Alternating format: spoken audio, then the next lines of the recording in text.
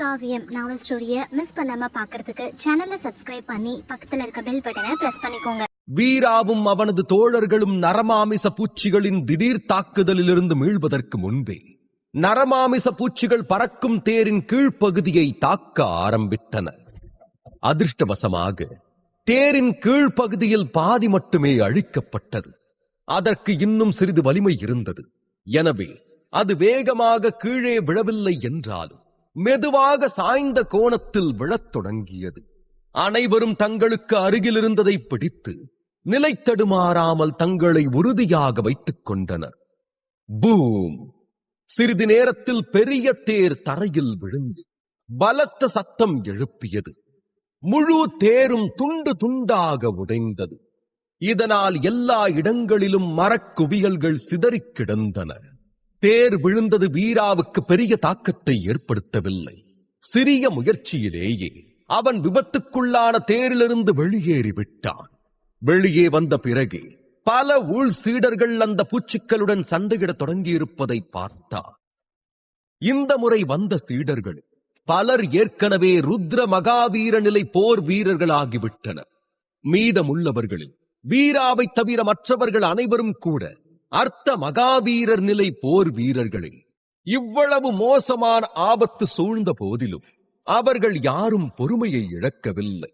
உடனடியாக நரமாமிச பூச்சிக்களை எதிர்த்து தாக்குதல் நடத்தினர். ஒன்றின் பின் ஒன்றாக அனைவரின் உடலில் இருந்தும் ஆன்மீக சக்தியின் பிரகாசங்கள் வெளிப்பட்டு பூச்சிக்களை தாக்கின. பூச்சிகளும் வீரியத்துடன் போர் வீரர்களுடன் சண்டையிட்டன. இதனால் சண்டை இன்னும் கடுமையானதாக மாறியது. இந்த பூச்சிகள் ஏன் இவ்வளவு ஆபத்தானது என்று இப்போது வீரா கூட புரிந்து கொண்டான். தரையாக இருந்தாலும் சரி, வானமாக இருந்தாலும் சரி, காடாக இருந்தாலும் சரி, எல்லா இடங்களிலும் நரமாமிச பூச்சிகள் மட்டுமே தெரிந்தன. வீரா வெளியே வந்ததும் 4 பூச்சிகள் அவனை பார்த்து 4 திசைகளிலிருந்தும் அவன் மீது பாய்ந்தன. சற்று முன் இளைஞன் ஒருவன் கொடுத்த அறிவுரைப்படி இந்த பூச்சிகளின் வயிறுதான் அதன் வலிமையான பகுதி என்றும் அதன் உடலில் உள்ள தோல் மனிதனால் உருவாக்கப்பட்ட கவசத்தை விட உறுதியானது என்பதையும் வீரா புரிந்து கொண்டான். அதனால் ஒரே நேரத்தில் தன்னை நோக்கி வரும் பூச்சிகளை கண்டு தாக்குதலுக்கு தயாராகத் தொடங்கினான். முதலில் வேகமாக வந்த பூச்சியை தவிர்த்தான். பின் வேகமாக பின்னால் இருந்த அந்த பூச்சியின் தலையை தனது கையால் பலமாக குத்தி நசுக்கினான். பின் அந்த பூச்சியை தூக்கி பின்னால் எறிய அது அவனை நோக்கி வந்த வேறு 2 பூச்சிகளின் பாதையை தடுத்தது. நீண்ட முடி இளைஞன் சற்று முன்பே பூச்சிகளை சுத்தி வளைக்க விட்டுறாத, அப்புறம் நீ பெரிய ஆபத்தில் சிக்கிக்குவ என்று வீராவை எச்சரித்திருந்தான். அதே போல தேரிலிருந்து இறங்கியதும் 4 பூச்சிகள் அவனை சுற்றி வளைக்க வந்தன. அதனாலேயே வீரா அவை தன்னை நெருங்கும் வரை காத்திருக்காமல் முன்னேறி முதலில் வந்த பூச்சியை கொன்றான். அவன் கைகள் மின்னல் வேகத்தில் நகர்ந்து முதல் பூச்சியின் கழுத்தை உடைத்தது. அதன் தலை தரையில் மோதியது. பின் அந்த சடலத்தை வீசி அடுத்து வந்த 2 பூச்சிகளை தடுத்திருந்தான். அதனால் ஒரு பூச்சியை சமாளிக்கிறது ஒன்னும் அவ்வளவு கடினமானது இல்ல என்று சற்று நிம்மதியானான். ஒரு சாதாரண அநாகத சக்கர போர் வீரன் கூட ஒரு பூச்சியை எதிர்கொள்ள முடியும். மேலும் வடக்கு பகுதியில் உள்ள கொடூரமான விலங்குகளில் இந்த சாதாரண நரமாமிச பூச்சிகளை 3வது தரவரிசையில் வைக்கலாம். ஆனால் பூச்சிகளுக்கும் பிற விலங்குகளுக்கும் இடையிலான மிகப்பெரிய வித்தியாசம் மற்ற விலங்குகள் அவ்வளவு எளிதில் தெரியாது. அதே நேரத்தில் இந்த பூச்சிகள் ஆயிரக்கணக்கில் படையாக காணப்படும். ஒரு பூச்சி ஒரு இடத்தில் இருந்தால் அதன் பின்னால் குறைந்தது 1000 பூச்சிகளையாவது நிச்சயம் காணலாம். பேரரசின் தெற்கு பகுதியில் உள்ள அனைவருக்கும் இது தெரியும். நம்ப முடியாததாக தோன்றினாலும் ஆயிரக்கணக்கான பூச்சிகள் தாக்குகின்றன என்னும் செய்தி உண்மையே. மேலும் இவ்வளவு அதிக எண்ணிக்கையிலான பூச்சிகளை எதிர்கொள்வது ருத்ர மகாவீரர் நிலை வீரர்களுக்கு கூட மிகவும் கடினமாகவே இருக்கும். அப்படி இருக்க அர்த்த மகாவீரர் நிலை வீரர்களை பற்றி சொல்லவே தேவையில்லை. ஆனால் இந்த முறை ஆதிசக்தி ஆசிரமத்தை சேர்ந்த சீடர்களின் எண்ணிக்கையும் அதிகமாக இருந்தது. அவர்களும் மிகவும் வலிமையானவர்கள்தான். எனவே ஒரு குறுகிய நேர போரிலேயே நூற்றுக்கணக்கான பூச்சிகள் கொல்லப்பட்டன. அத்தனை பூச்சிகள் கொல்லப்பட்டதால் தேரை சுற்றி சடலங்களின் குவியல் குவிந்திருந்தது. மேலும் அனைவரும் நிறைய பூச்சிகளை கொன்றிருந்தாலும் பூச்சிகளின் எண்ணிக்கை மட்டும் குறையவில்லை. பொறுமையாரு என்று யாரோ ஒருவன் கூச்சலிட்டான். ஆனால் ஒரு சீடன் மிகவும் ஆக்ரோஷமாக இருந்தான். அவன் பூச்சிகளின் கூட்டத்திற்குள் ஓடி கண்ணா பின்னாவென பூச்சிகளை கொல்ல முயன்றான். மற்றவர்கள் அவனை காப்பாற்ற விரும்பினாலும் அது மிகவும் தாமதமாகிவிட்டது.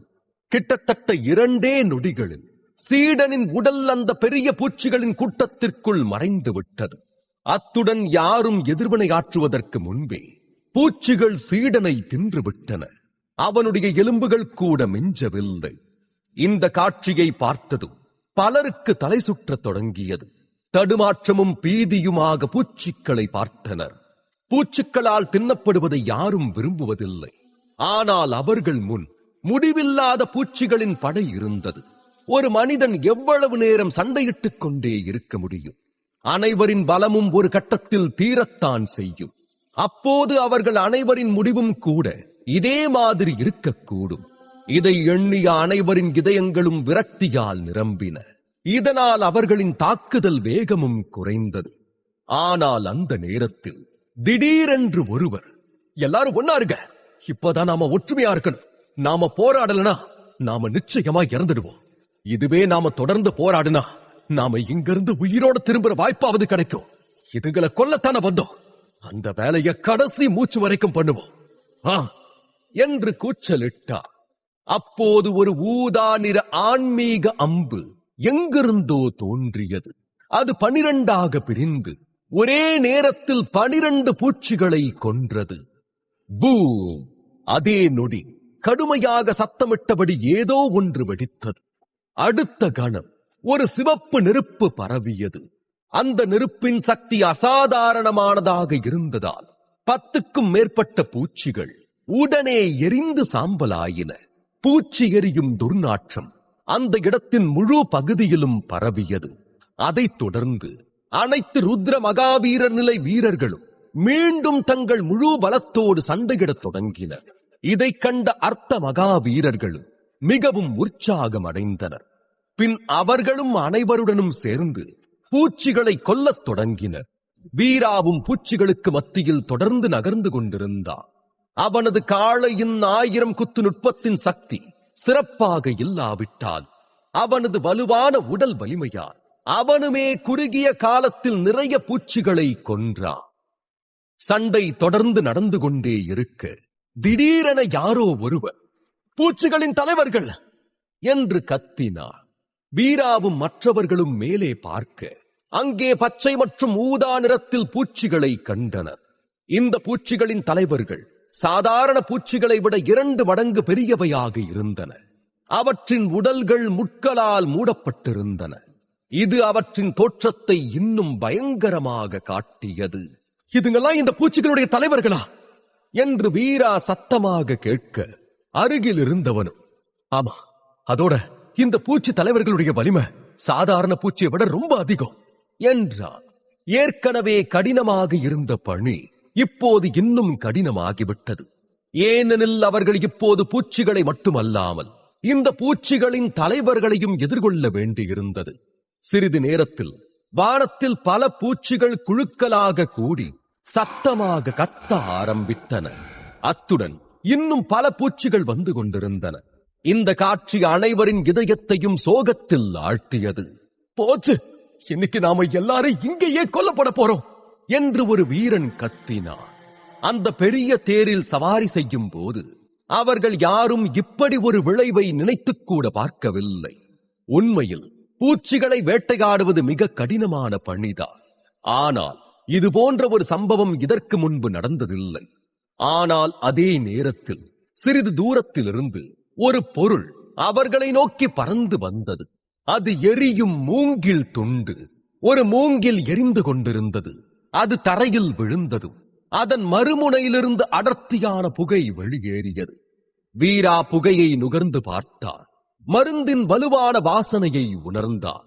அடுத்த சில நொடிகளில் அங்கு மேலும் பல மூங்கில் துண்டுகள் விழத் தொடங்கின. ஒவ்வொரு மூங்கில் துண்டும் எரிந்து கொண்டிருந்தது. அவற்றிலிருந்து கடுமையான வாசனையுள்ள புகை வெளியேறியது. விரைவில் அந்த இடம் முழுமையும் புகையால் சூழப்பட்டது. இந்த காட்சி மிகவும் விசித்திரமாக இருந்தது. ஆனாலும் பூச்சிகள் புகையால் ஏதோ ஒரு பிரச்சனையை எதிர்கொள்வது போல தோன்றியது.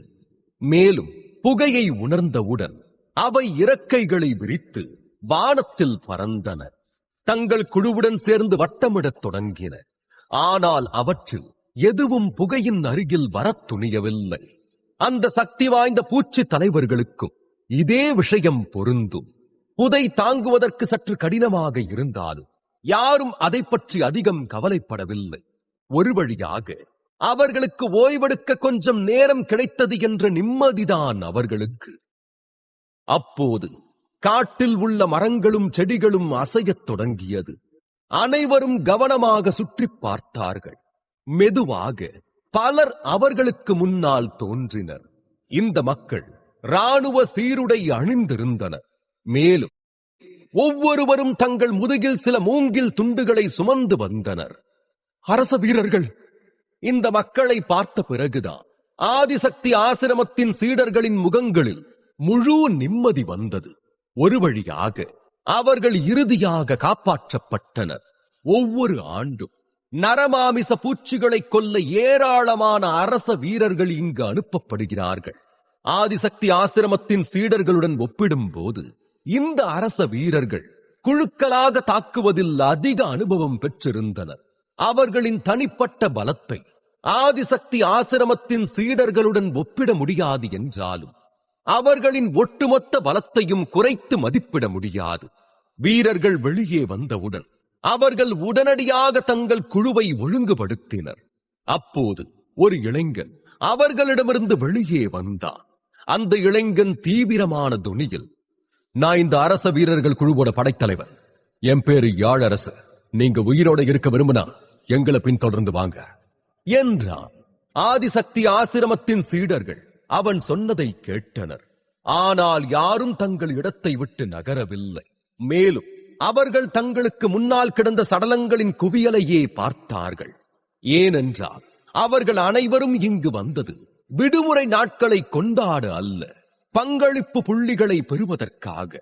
ஆதிசக்தி ஆசிரமத்தின் விதிகளின்படி 4 பூச்சிகளை கொல்வது அவர்களுக்கு ஒரு பங்களிப்பு புள்ளியை கொடுக்கும்.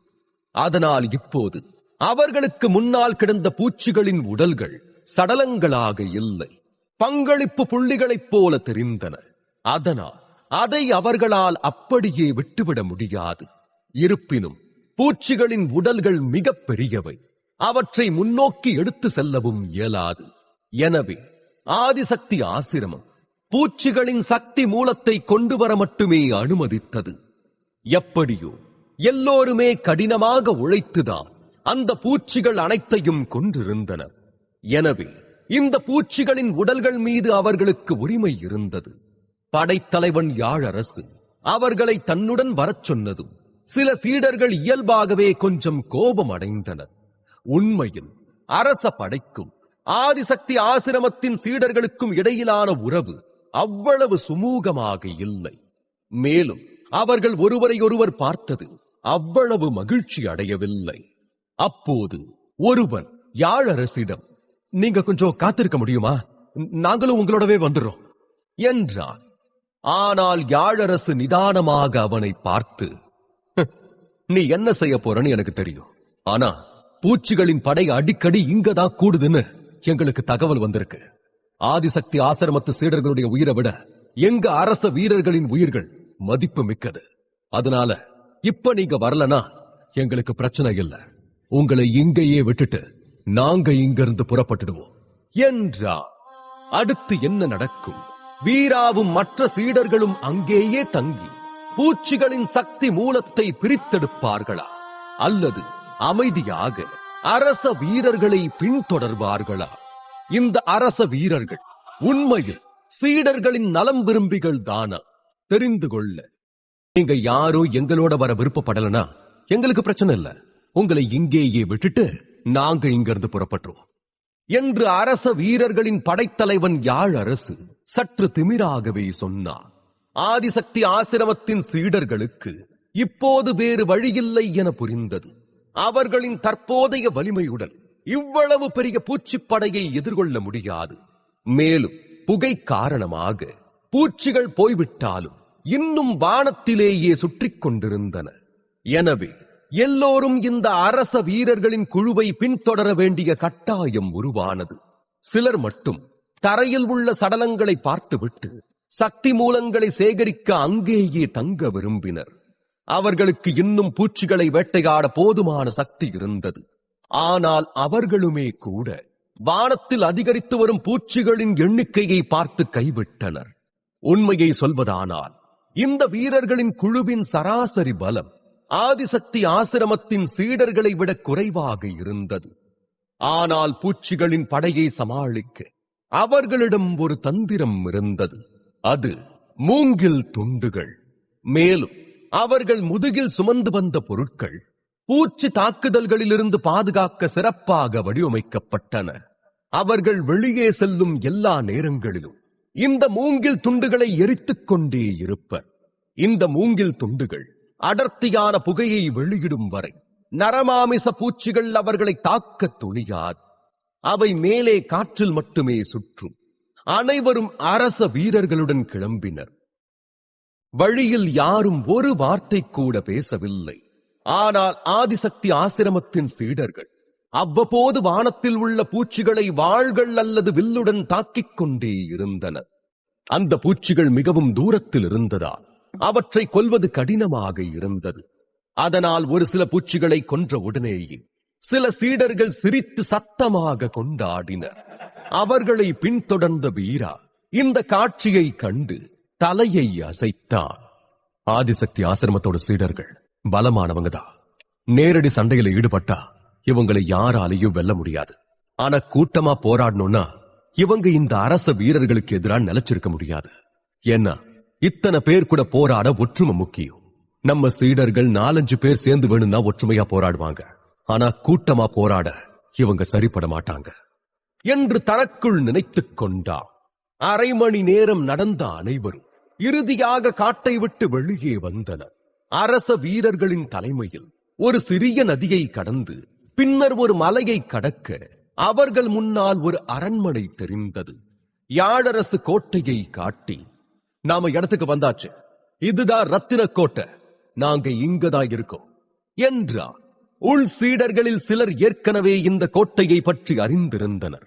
இது தெற்கு எல்லையை காக்க பயன்படுத்தும் அரசின் பாதுகாவலர் கோட்டை. ரத்தின கோட்டை யவன பேரரசின் தெற்கு பகுதியின் மிக முக்கியமான கோட்டையாகும். இதற்கு அடுத்து முடிவற்ற மற்றும் அடர்த்தியான பசுமை காடு இருந்தது. வீரா ஒருமுறை மர்ம மிருகங்கள் பற்றிய ஒரு புத்தகத்தை படித்திருந்தார். அதில் அவன் இந்த காட்டில் உள்ள ஆபத்துக்களை பற்றியும் படித்துள்ளான். அதில் வடக்கு பகுதியை சேர்ந்த சில சக்தி வாய்ந்த மக்கள் காட்டுக்குள் ஆழமாக செல்வது பற்றி ஒரு கதை இருந்தது. புத்தகத்தின்படி இந்த காட்டின் முதல் 100 மைல்கள் பாதுகாப்பானதாக இருக்கும். அதிகபட்சம் 3ஆம் நிலை மிருகங்களை மட்டுமே சந்திப்பர். ஆனால் 500 மைல்களுக்கு பிறகு 5ஆம் நிலை மிருகங்களும் காணப்படும். 1000 மைல்களுக்கு மேல் சென்றால் 7வது மற்றும் 8வது நிலைகளின் அனைத்து வகையான பேய் மிருகங்களும் காணப்படும். ஒவ்வொரு ஆண்டும் மனித ரத்தத்தின் வாசனையா இந்த பசுமை காட்டிலிருந்து பல விலங்குகள் வெளிவருகின்றன. பேரரசின் தெற்கு எல்லையில் அமைந்துள்ள ரத்தின கோட்டையை பசுமை காட்டிலிருந்து வரும் விலங்குகளை எதிர்கொள்கிறது. பல விலங்குகளில் மிகவும் தொந்தரவானது இந்த நரமாமிச பூச்சிகள் தான். ஒரு கோட்டையாக ரத்தின கோட்டை தோற்றத்தில் மிகவும் எளிமையானது. கோட்டை சுவரில் அல்லது வேறு எங்குமோ எந்த அலங்காரமும் இல்லை. கோட்டை சுவரில் செதுக்கப்பட்டிருந்த ஒரு பெரிய சிங்கத்தின் சிலை மட்டுமே அலங்காரமாக இருந்தது. சிங்கத்தின் சிலை முற்றிலும் கருப்பாக இருந்தது. அதன் கண்கள் பிரகாசமான வண்ணங்களை பிரதிபலித்தன. அந்த சிங்கத்தின் சிலையின் கீழ் நின்று கொண்டிருந்த ஆதிசக்தி ஆசிரமத்தின் அனைத்து சீடர்களும் அந்த சிலையை ஆச்சரியத்துடன் பார்த்துக் கொண்டிருந்தனர். வீராவும் சிறிது நேரம் அங்கேயே நின்றான். அந்த சிங்கத்தின் சிலையை கூர்ந்து பார்த்தவன் முன்னோக்கி நகர்ந்தான். யாழரசு அனைவரையும் ரத்தின கோட்டையில் உள்ள ஒரு கட்டிடத்திற்கு அழைத்து சென்றான். இன்னைக்கு நீங்க எல்லாரும் இங்க ஓய்வெடுத்துக்கலாம். உங்கள பல பேர் இதுக்கு முன்னமே இந்த பயணத்துல ஈடுபட்டிருப்பீங்க. உங்களுக்கு இந்த ரத்தின கோட்டையை பத்தி நிறையவே தெரியும் நினைக்கிறேன் என்றவன் சீடர்களை திரும்பி பார்க்க பல சீடர்கள் சம்மதத்துடன் தலையை ஆட்டினர். அதை கண்டவன், பூச்சிகளை கொல்ல எங்க படைகளோட போக விரும்பினா நாளைக்கு வரைக்கும் இங்க காத்திருங்க. இல்ல நீங்க தனியாவே போக விரும்புறீங்கன்னா நீங்க எந்த நேரத்திலையும் போகலாம் என்றார்.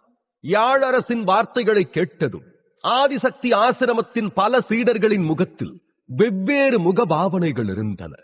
அப்போது 4 சீடர்கள் எழுந்து நின்றனர். அவர்களில் ஒருவர் யாழரசிடம், இன்னைக்கு எங்களுக்கு உதவுனதுக்கு ரொம்ப நன்றி. ஆனா நாங்க சுதந்திரமா செயல்பட முடிவு செஞ்சிருக்கோம் என்றார். யாழரசு அலட்சியமாக கையை அசைத்து, நிச்சயமா என்றார். அவர்கள் 4 ஆதிசக்தி ஆசிரமத்தின் மற்ற சீடர்களை நோக்கி கைகளை நீட்டிவிட்டு அங்கிருந்து புறப்பட்டனர். அந்த 4 சென்ற பிறகு ஆதிசக்தி ஆசிரமத்தின் மேலும் பல சீடர்களும் தங்களுக்குள் பேசி வெளியேற முடிவு செய்தனர். சிறிது நேரத்திற்கு பிறகு பெரும்பாலான சீடர்கள் புறப்பட்டு சென்றனர். இந்த நேரத்தில் வீராவை தவிர 3 சீடர்கள் மட்டுமே அங்கு எஞ்சி இருந்தனர். பூச்சிகளை கொல்லும் பயணத்தில் வீரா பங்கேற்பது இதுவே முதல் முறை. எனவே அங்குள்ள நிலைமையை பற்றி அவனுக்கு அதிகம் தெரியாது. எனவே இந்த வீரர்களுடன் பயணம் செய்வது மோசமான விஷயமாக இருக்காது என்று அவன் நம்பினான். அதே போல அங்கு தங்கியிருந்த மற்ற மக்களை பொறுத்தவரை இயற்கையாகவே அவர்கள் அனைவருக்கும் கூட வெவ்வேறு காரணங்கள் இருக்கும். தேரில் தனது உயிரை காப்பாற்றிய நீண்ட முடி இளைஞனும் அங்கேயே தங்கியிருப்பதை வீரா கண்டார். 4 பேர் இன்னும் அங்கேயே தங்க தயாராக இருப்பதை கண்ட யாழரசின் அணுகுமுறை இப்போது மரியாதையாக மாறியது. அவன் வீராவிடமும் மற்ற சீடர்களிடமும், நீங்களாம் என் கூட வாங்க என்றான். பின் தனக்கு பின்னால் நின்ற வீரர்களிடம் திரும்பியவன் கடுமையான குரலில், சகோதரர்களே, இன்னைக்கான நம்ம பணி முடிஞ்சிடுச்சு, அதனால நீங்க போய் ஓய்வெடுக்கலாம் என்று வீரர்களை அனுப்பி வைத்தான். பின் யாழரசு இவர்கள் 4 அழைத்துக் கொண்டு வேறொரு கட்டிடத்திற்கு சென்றார். வீராவும் எல்லோருடனும் உள்ளே நுழைந்தார். ஆனால் உள்ளே நுழைந்தவுடன் மது மற்றும் புகையின் கடுமையான வாசனையை உணர்ந்தனர். இந்த வாசனையை முகர்ந்து பார்த்த வீராவாலும் மற்ற சீடர்களாலும் முகம் சுழிக்காமல் இருக்க முடியவில்லை. அவர்களின் எதிர்வினையை பார்த்த யாழரசு புன்னகைத்து, மன்னிச்சிருங்க நண்பர்களே, எங்க வீரர்கள் இந்த காவல் கோட்டையிலேயே தனிமையில வசிக்கிறாங்க. கொஞ்சம் கடினமான வாழ்க்கைதான். இது அரச தலைநகர்ல இருக்கிற மத்த வீரர்கள் வாழ்க்கையோட ஒப்பிட முடியாது என்றான். அவனது வார்த்தைகளை கேட்டதும் அனைவரின் முகபாவங்களும் சற்று அமைதி அடைந்தன. யாழரசு சொன்னது சரிதான். இந்த அரச காவலர்கள் இந்த இடத்தை பாதுகாக்கிறார்கள். மேலும் நாள் முழுவதும் விலங்குகளுடன் சண்டையிட வேண்டியுள்ளது. இவ்வளவு கடுமையான சூழலில் யாருடைய வாழ்க்கை முறையும் மாறும். நீண்ட முடி இளைஞன் சிரித்தபடி, அது சரி, நாம எங்க வாழ்ந்தா என்ன, வாழ்க்கையுடைய ஒவ்வொரு தருணத்தையும் முழுமையா அனுபவிக்கணும், அவ்வளவுதான் என்றான். ஆமா, அதான உண்மை என்று யாழரசு ஒரு காலியான மேசையை கண்டுபிடித்து உடனடியாக ஒரு ஊழியரை கூப்பிட்டு, தம்பி, போய் அந்த சாதுவை கொண்டு வா என்றான். சாது என்பது கோட்டையில் ஒரு பெரிய மதுக்குடுவைக்கு வைத்த பெயர். இந்த மதுக்குடுவை பல வருடங்களாக மூலையில் கிடக்கிறது. அதன் மீது ஒரு தடிமனான தூசி படிந்திருந்தது. ஊழியர்கள் அதை துடைக்க கூட மாட்டார்கள். அதன் மூடியை திறந்து அப்படியே மேசையில் வைத்திருப்பர். இந்த மதுபானம் அதிகம் விற்பனையாகவில்லை என்றாலும் அது அந்த மதுபான கடையின் மிகவும் சிறப்பு வாய்ந்த மதுபானங்களில் ஒன்றாகும். சீடர்கள் எல்லோரும் தங்களுக்கு பிடித்தபடி கண்ணாடிகளில் மதுவை ஊற்றிக் கொண்டனர். யாழரசு காத்திருக்க முடியாமல் குடிக்கத் தொடங்கினான். ஒரு சிப்பு குடித்தவன் உதட்டை நக்கிக் கொண்டு, நான் உங்க பேரை கூட இன்னும் கேட்கலையே என்றான். வீராவுடன் சேர்ந்த மற்ற மக்களும் தங்கள் பெயர்களை யாழரசிடம் சொன்னார்கள். வீரா, வீரசிம்மன், ஜெகதீசன், யாது, மகிழன். இந்த அறிமுகத்திலிருந்து நீண்ட முடி இளைஞனின் பெயர் மகிழன் என்பதை வீரா அறிந்து கொண்டான். யாழரசு அவர்கள் நால்வரின் பெயர்களையும் நினைவில் வைத்துக் கொண்டு தனது மதுக்கோப்பையை எடுத்து, எங்க வீரர்கள் சார்பா இங்கேயே தங்கி எங்களுக்கு உதவி செய்ய ஒத்துக்கிட்டதுக்கு நன்றி என்றான். சகோதரர் யாழரசு, நீங்க ரொம்பவே மரியாதையா நடந்துக்கிறீங்க. இங்கேயே தங்கி பூச்சிகளை வேட்டையாடுறது எங்களுக்கு சுலபமான விஷயமா இருக்கும் என்றான் வீரா. பின் கோப்பையை கீழே வைத்துவிட்டு, அரச வீரர்களோட சேர்ந்து பூச்சிகளை கொன்னா எனக்கு அதிக நன்மைகள் கிடைக்கும் நான் நினைச்சேன். ஆனா ஆதிசக்தி ஆசிரமத்தோட மற்ற சீடர்கள் ஏன் தாங்களாவே வேட்டையாட விரும்புறாங்கன்னு எனக்கு புரியவே இல்லை என்றான். அரச படைகளிடம் பூச்சிகளை கையாள ஒரு சிறப்பு முறை இருந்தது. ஆனாலும் ஆதிசக்தி ஆசிரமத்தின் சீடர்கள் விலகுவது அவனுக்கு சந்தேகமாக இருந்தது. வீரா இந்த கேள்வியை கேட்டதும் யாழரசு ஆச்சரியத்துடன், வீரா, நீ ரத்தின கோட்டைக்கு முதல் முறையா வரியா என்று கேட்டான். வீரா தலையசைத்திட மகிழன் அவனுக்கு விளக்கினான். வீரா, ஆதிசக்தி ஆசிரமத்தோட சீடர்கள் 4-5 பேர் கொண்ட குழுக்களா பூச்சிகளை கொல்ல வராங்க. இதனால அவங்க அதிக பூச்சிகளை கொன்னு நிறைய பங்களிப்பு புள்ளிகளை பெறுவாங்க. ஆனா இதுவே அவங்க வீரர்களோட போனா வீரர்கள் குழுவோட விதிகளை பின்பற்றணும். சில சமயங்கள்ல வீரர்கள் அவங்க கிட்ட இருந்து சக்தி மூலத்தோட ஒரு பகுதியையும் கேட்கிறாங்க. அதனாலதான் எல்லாரும் ஓடிடுறானுங்க என்றான். மகிழனின் விளக்கத்தை கேட்டதும் பெரும்பாலான சீடர்கள் அரச வீரர்களுடன் பணிபுரிய விரும்பாததன் காரணம் இப்போது வீராவுக்கு புரிந்தது. மேலும் ஆதிசக்தி ஆசிரமத்தின் நிறைய சீடர்கள் அரச வீரர்களை இழிவாக பார்த்தனர். ஏனென்றால் பெரும்பாலான வீரர்கள் மிக குறைந்த பயிற்சி அளவை கொண்டுள்ளனர். உதாரணமாக படைத்தலைவர் யாழரசு ஒரு அர்த்த மகாவீரர் போர் வீரர். ஆனால் அவனது குழுவில் உள்ள மற்ற வீரர்கள் அநாகத சக்கரத்தை மட்டுமே எழுப்பியிருந்தனர். ஆனால் ஒரு சீடர் அரச வீரர்களோடு சேர்ந்து போராட சம்மதித்தார் வீரர்கள் தங்களை தாழ்த்தப்பட்டவர்களாக உணர மாட்டார்கள். மாறாக அவர்களுக்கு ஊக்கம் கிடைக்கும். இதனால்தான் யாழரசு கூட இவர்களை மது அருந்த அழைத்தார். சரி சகோதரர் மகிழன், நீங்க ஏன் வீரர்களோட வர ஒத்துக்கிட்டீங்க? எனக்கு தான் இதெல்லாம் தெரியாது, அதனால இங்க இருந்தேன். ஆனா நீங்க என்று வீரா கேட்க மகிழன் தோள்களை குலுக்கி சிரித்தான். நான் ரத்தின கோட்டைய சும்மா சுத்தி பார்க்க வந்தேன். சக்தி மூலத்தை பத்தியோ பங்களிப்பு புள்ளிகளை பத்தியோ எனக்கு எந்த கவலையும் இல்லை என்றான். மகிழனின் பதிலை கேட்டதும் வீரா திகைத்து போனான். ஏன் பங்களிப்பு புள்ளிகளை பற்றி கவலைப்படவில்லை என்று கேட்க விரும்பினான். ஆனால் அந்த நேரத்தில் பக்கத்து மேசையிலிருந்து ஒரு கடுமையான சத்தம் வந்தது. ஆதிசக்தி ஆசிரமம் ஒரு சிறந்த சமூகம் நான் கேள்விப்பட்ட. அங்க இருக்கிற ஒவ்வொரு சீடரும் வலிமையோடையும் புத்திசாலித்தனத்தோடையும் இருப்பாங்களாமே. ஆனா இன்னைக்கு ஒரு முட்டாள் குழந்தைய பாப்பன்னு நான் எதிர்பார்க்கவே இல்லை என்றது ஒரு குரல். வீராவும் மற்றவர்களும் தலையை திருப்பி அவரை பார்த்தார்கள். வீராவின் மேசைக்கு எதிரே ஒரு பெரிய தாடிக்காரன் உட்கார்ந்து ஏளனமாக தலையை ஆட்டிக் கொண்டிருந்தார். அந்த மனிதர் யாரை முட்டாள் குழந்தை என்று அழைத்தார் என்பதை விரைவில் அனைவரும் புரிந்து கொண்டனர். அந்த மனிதரின் வார்த்தைகள் திடீரென்று அந்த மதுக்கூடத்தில் முழு சூழலையும் மாற்றியது. அடுத்து என்ன நடக்கும்? அந்த மனிதர் யார்? அவர் ஏன் வீராவை தொந்தரவு செய்கிறார்? வீரா அமைதியாக அவன் முட்டாள்தனத்தை கேட்பானா அல்லது அவனுக்கு பொருத்தமான பதிலை கொடுப்பானா?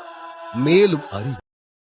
ஆதிசக்தி ஆசிரமத்திலிருந்து வந்திருந்த 4 சீடர்களில் மகிழன் மட்டுமே ருத்ர மகாவீரர் போர் வீரர். அதே சமயம் ஜெகதீசன் யாது இருவரும் அர்த்த மகாவீரர்கள். அநாகத சக்கரத்தை எழுப்பியவன் என்றால் அது வீரா மட்டுமே.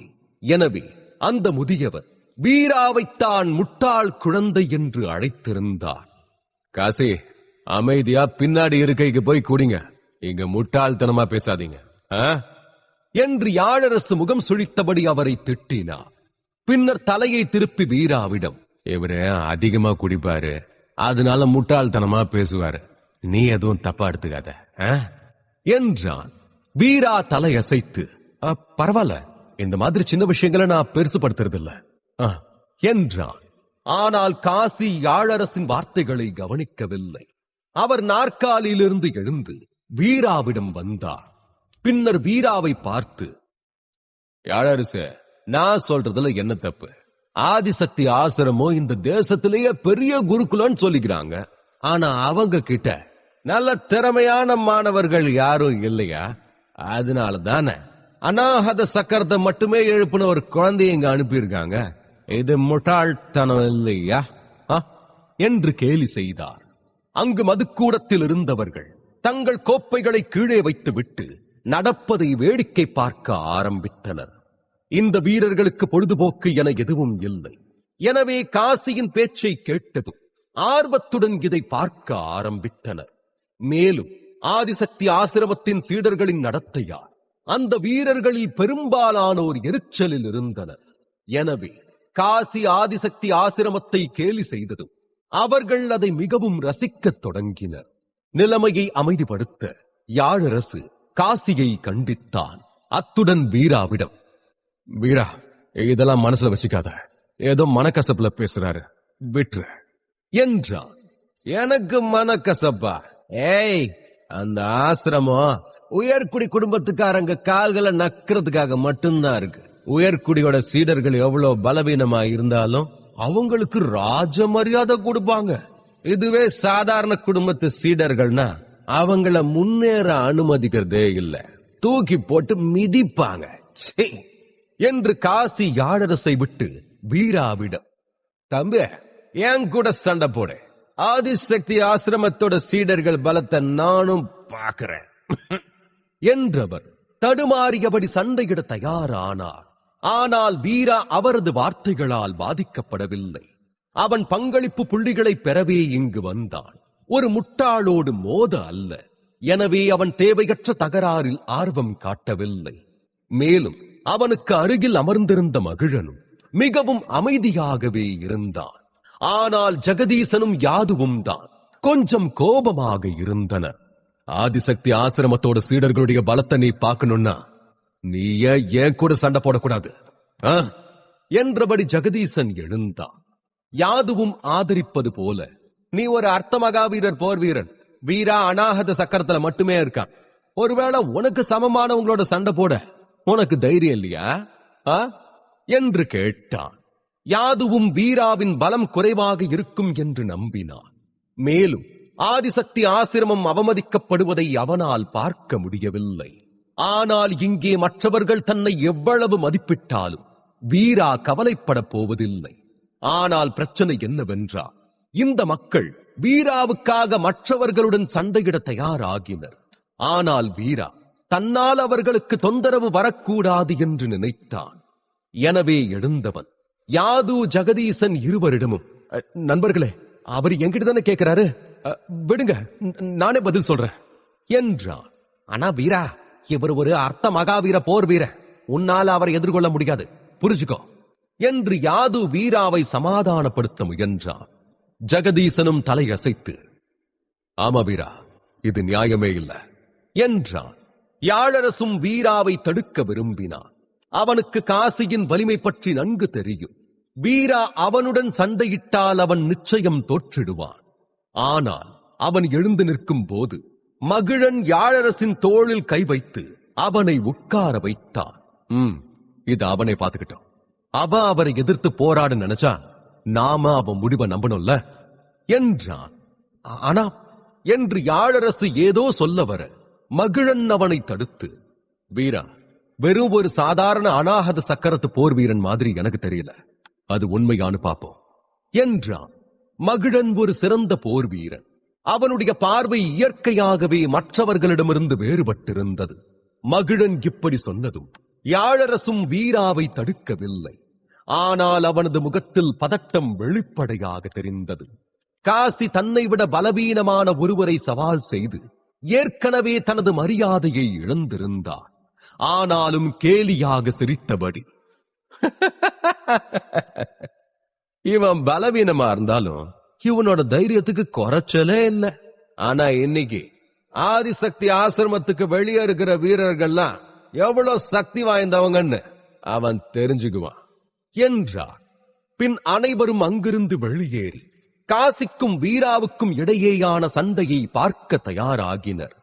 திறந்த வெளியில் நடுவில் நின்ற காசி தனது விரலை தரையை நோக்கி நீட்டி, பார் தம்பி, உயிர் வேணும்னா என் காலடியில விழுந்து உன் உயிருக்கு பிச்சை கேளு என்றார். வீரா தலையை ஆட்டினார். அவனது மென்மையான கண்கள் இரையை கண்ட பசியுள்ள சிங்கம் போல மாறியது. முதல் அடியை எடுத்து வைத்தவனின் வேகம் திடீரென அதிகரிக்க முழு வேகத்தில் காசியை நோக்கி பாய்ந்தான். சராசரி மனிதனை விட அவனது ஆன்மா மிகவும் வலிமையானது. எனவே அவன் வெளிப்படுத்தும் ஒளி சாதாரண மக்களை விட மிகவும் வலிமையானது. வீராவின் இணையற்ற சக்தியை உணர்ந்த அனைவரின் முகங்களும் மாறின. மகிழனின் கண்கள் கூட விரிந்தன. ஆதிசக்தி போக்குவரத்து மையத்தில் வீரா குபேரனை தாக்குவதை அவன் பார்த்திருந்தான். அப்போது வீராவின் எதிர்வினையும் சக்தியும் மிக பெரியதாக இருந்தன. ஆனால் வீரா இப்போது வெளிப்படுத்தும் ஒளி ருத்ர மகாவீரனான மகிழனை கூட அழுத்தத்தை உணர வைத்தது. இவன்கிட்ட இன்னும் எத்தனை ரகசியங்கள் இருக்கோ அப்பா என்று மகிழன் வியந்தான். அதே நேரம் இந்த கணத்தில் மிகவும் அதிர்ச்சி அடைந்தவர் காசி. அவருடைய பெருமையும் மரியாதையும் நொடியில் சரியப் போவதை உணர்ந்தார். வீராவின் ஆன்மா அழுத்தத்தால் அவர் முற்றிலுமாக அடைக்கப்பட்டார். புதைக்குழியில் சிக்கியவர் போல உறைந்து நின்றார். இவன் அனாஹத சக்கரத்துல தான் இருக்கான், ஆனா பலவீனமானவை இல்ல, ஐயோ என்று தனக்குள் முணுமுணுத்தவர் தன் செயல்களுக்கு வருந்தினார். மேலும் இவ்வளவு பேர் முன்னிலையில் தோல்வியை அவரால் ஏற்றுக்கொள்ள முடியவில்லை. அதனால் தன் முழு பலத்தோடும் போராட முடிவு செய்தவர் தன் உடலின் அனைத்து வலிமையையும் திரட்டி முஷ்டியை உயர்த்தி வீராவை நோக்கி நகர்ந்தார். பூம்! வீரா ஏற்கனவே தயாராக இருந்தார். எனவே அவர் குத்தியதும் அவரின் குத்தை தன் உள்ளங்கையால் தடுத்து பிடித்தார். வீரா அவரது முஷ்டியை இறுக்கமாக பிடித்திருந்ததால் காசியால் தன் கையை முன்னோக்கி நகர்த்தவோ அல்லது பின்னுக்கு இழுக்கவோ முடியவில்லை. சிறிது நேர முயற்சிக்கு பிறகு காசியின் நெற்றியிலிருந்து வியர்வை சொட்டத் தொடங்கியது. அவர் முகம் முழுவதும் சிவந்தது. தன்னிடம் இருந்த சிறிது மரியாதையையும் இழந்து விட்டோம் என்பதை புரிந்து கொண்டார். நடப்பதைக் கண்ட அங்கிருந்த அத்தனை பேரின் போதையும் தெளிந்தது. அங்கிருந்த அனைவருக்குமே காசியின் வலிமை தெரியும். ஆனால் வெறும் அநாகத சக்கரத்தை எழுப்பிய இளைஞன் அவரின் குத்தை பிடித்தார். இதை செய்வது எளிதல்ல. அர்த்த மகாவீரனான யாழரசால் கூட இதை செய்ய முடியாது. வீராவின் பலம் காசியை விட மிக அதிகம் என்பது அங்கே தெளிவாகியது. உண்மையில் 4 பாம்பு செதில்களின் சக்தியை எழுப்பிய பிறகு வீரா ருத்ர மகாவீரனைப் போல சக்தி வாய்ந்தவனாக மாறியிருந்தார். இந்த விசித்திரமான நிலை சில நிமிடங்கள் நிலவிட ஆழ்ந்த மூச்சை எடுத்த வீரா காசியை பின்னால் தள்ளிவிட்டார். அவர் பல அடி தூரம் பறந்து சென்று சுவரில் மோதினார். அந்த இடமே ஆழ்ந்த அமைதியில் இருந்தது. அனைவரும் திறந்த வாய்களுடன் வீராவை பார்த்துக் கொண்டிருந்தனர். இது அரச வீரர்களுக்கும் ஆதிசக்தி ஆசிரமத்தின் சீடர்களுக்கும் இடையிலான முதல் சண்டை அல்ல. ஆதிசக்தி ஆசிரமத்தின் சீடர்கள் சிறந்தவர்கள் என்றாலும் அரச வீரர்களும் மிகவும் வலிமையானவர்கள். மேலும் அவர்களின் உண்மையான சண்டை திறனும் சிறந்தது. எனவே பலமுறை அவர்களுக்கு இடையேயான சண்டை சமநிலையில் முடிந்தது. ஆனால் இன்று அநாகத சக்கரத்தை சேர்ந்த ஒரு இளைஞன் ஒரு அர்த்த மகாவீரன் நிலை வீரனை தோற்கடித்து அவனது பெருமையை எல்லாம் உடைத்தான். இந்த கணம் யாழரசும் வெட்கப்பட்டான். வீராவை தன் குழுவில் சேர அழைத்து வந்தவன் அவனே. ஆனால் காசியின் அணுகுமுறையை அவனால் தடுக்க முடியவில்லை. அதே நேரம் வீராவின் செயல்திறன் சிறப்பாக இருந்தது. அதனால் அவன் மட்டுமல்ல, அனைத்து அரச வீரர்களும் அவமானத்தை எதிர்கொள்ள வேண்டியிருந்தது. தரையில் படுத்திருந்த காசியை பார்த்து யாழரசு பெருமூச்சு விட்டான். 2 கோப்பை குடிச்சா போதுமே, வானமே காலுக்கு கீழே நினப்பு வந்துடும். ஆதிசக்தி ஆசிரமோ போர் வீரர்களுக்கான புனித பூமி. அங்க தன்னை வெளிப்படுத்த விரும்பாத பல வீரர்கள் இருக்காங்க. இனியாவது முட்டாள்தனமா செஞ்சு மரியாதையை கெடுத்துக்காதீங்க என்று காசியை திட்டியவன், சரி, இந்த விஷயத்தை இங்கேயே முடிப்போம். நாளைக்கு நாம ஒரு வேட்டைக்கு போகணும். அதனால எல்லாரும் போய் ஓய்வெடுங்க என்று கட்டளையிட்டான். பின் வீராவை நோக்கி வந்தான். காசி தரையிலிருந்து எழுந்து கைகளையும் கால்களையும் அசைத்தார். அவருக்கு எந்த காயமும் இல்லை. ஒருவேளை வீரா விரும்பினார் இன்றே தனது கடைசி நாளாக இருந்திருக்கும் என்று புரிந்து கொண்டார். என்ன இருந்தாலும் காசியும் ஒரு சிப்பாய்தான். அவர் மிகவும் பகுத்தறிவற்றவராக இருந்தாலும் நேர்மையானவர். அதனால் வீராவிடம் வந்தவர், தம்பி, ஆதிசக்தி ஆசிரமத்தோட சீடர்களுடைய சக்தி உண்மையிலேயே ரொம்பவே உயர்ந்ததுதான். இன்னைக்கு நடந்தது ஏன் தப்புதான் என்றவர் சுற்றியுள்ள மக்களை பார்த்துவிட்டு வீராவிடம், அதுக்கு என்ன மன்னிச்சிட என்றார். வீரா அமைதியாக தலையசைத்தான். பிரச்சனை ஓய்ந்து அமைதியானதும் வீராவிடமும் மற்ற சீடர்களிடமும் காசி ஆதிசக்தி ஆசிரமத்தின் சீடர்கள் மீது ஏன் இவ்வளவு கோபமாக இருக்கிறான் என்று யாழரசு கூறினான். ரொம்ப வருஷத்துக்கு முன்ன அவருமே ஆதிசக்தி ஆசிரமத்துல சீடராகிறதுக்காக நுழைவுத் தேர்வுல கலந்திருக்காரு. ஆனா 3 அடி தூர இடைவெளியில முதற்கட்ட தேர்வுல இருந்து வெளியேற்றப்பட்டுட்டாராம். அதே சமயம் அவரை விட பலவீனமான சீடர்கள் அந்த தேர்வுல கலந்துக்காம கூட தேர்ந்தெடுக்கப்பட்டிருக்காங்க. அதோட இங்க வர சீடர்கள் அரச வீரர்கள் கிட்ட ரொம்பவே இழிவா நடந்துக்குவாங்க, அடிக்கடி அவமதிப்பாங்க. இந்த எல்லா விஷயங்களாலையும் தான் காசியோட மனசு ஆதிசக்தி ஆசிரமத்து மேலையும் அதோட சீடர்கள் மேலையும் வெறுப்பா இருக்கு. என்ன, அத உன்கிட்ட காமிச்சிட்டாரு என்றார். வீரா தலையசைத்தான். அவர் பாகுபாடுனால விரக்தியில இருக்காருன்னு எனக்கும் புரியுது. என்ன, அவர் கெட்டவர் இல்ல என்றான். இதை கேட்டு சிரித்த யாழரசு, வீரா, நீ ரொம்ப நல்லவன். சரி, ரொம்ப நேரமாச்சு. நாளைக்கு நாம எல்லாரும் வேட்டைக்கு புறப்படணும். நான் முதல்ல உங்க 4 பேருக்கும் ஓய்வெடுக்க இடம் ஏற்பாடு செய்யறேன் என்றான். அதே இரவில் மற்றொரு தேர் ரத்தின கோட்டையின் உட்புறத்தில் இறங்கியது. அதிலிருந்து ஆதிசக்தி ஆசிரமத்தின் சீடர் ஒருவர் அமைதியாகவும் திருட்டுத்தனமாகவும் வெளியே வந்தார்.